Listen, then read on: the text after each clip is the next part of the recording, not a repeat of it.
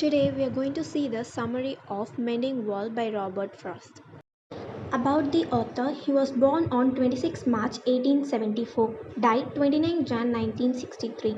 He is an American poet playwright. His notable works are A Boy's Will, North of Boston, Fire and Ice, The Road Not Taken, Mending Wall.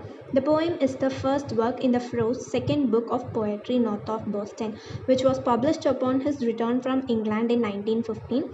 Ironically, the famous line of the poem, Good fences make good neighbors. Let's get into the summary.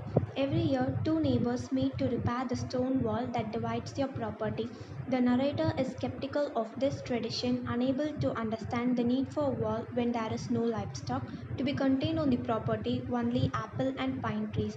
He does not believe that a wall should exist simply for the sake of existing. Moreover, he cannot help but notice that the natural world seems to dislike the wall as much as he does. Every year, stones are dislodged and gaps suddenly appear, all without explanation.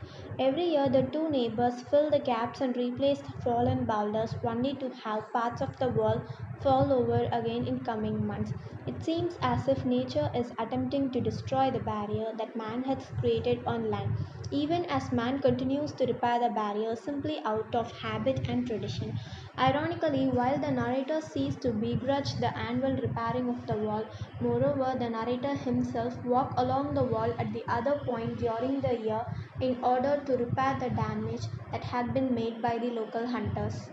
Despite his practical attitude, it seems that narrator is more tied to the tradition of wall mending than his neighbor. While he chooses to pretend himself as a modern man far beyond old tradition, the narrator is really no different from his neighbor. He too clings to the concept of property and division of ownership and individuality. Ultimately, the presence of wall between the property does ensure a quality relationship between the two neighbors.